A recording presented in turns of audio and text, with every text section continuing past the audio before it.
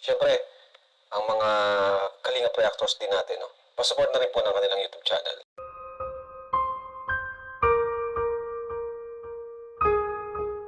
Roseanne at Kalingap Papa Dan, Love Team, totoo ba kaya ito?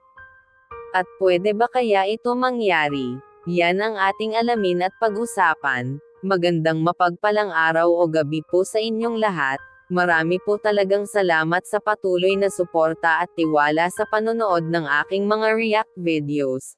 Salamat po talaga sa bumubuo ng programa ng Kalingap na sina Kuya Val Santos Matubang, Ate Edna, at Kalingap Rab.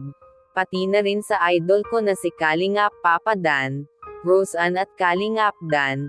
Pwede ba kaya sila maging love team? Yan kasi ang request ng mga viewers. Ang dami po kasi ako nakikita na nagko-comment na gusto nila itong makita na magka-love team silang dalawa. Kung si Roseanne siguro ang tatanungin, ay siguro pwede sa kanya o baka papayag siya. Nasa sa kanya po ang desisyon.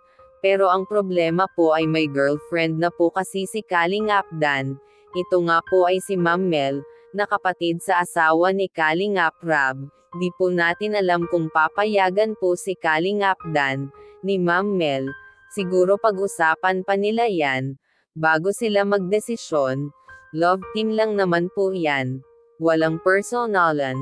Nasa kay Papa Dan at Mel na po kung ano maging desisyon nila, kung okay lang ba sa kanilang dalawa at walang masasaktan, kasi grabe naman po talaga mag-director si Kalingap Rab, nakakilig po talaga ang bawat eksena, malalaman lang po natin yan lahat, mag-announce lang naman po si Rab, pag may magaganap na love team.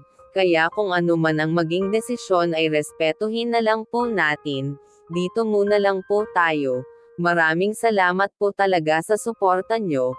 Paki-subscribe naman po para ma-notify kayo sa panibagong react videos na mai-upload ko. Ingat po kayo palagi and God bless po sa lahat.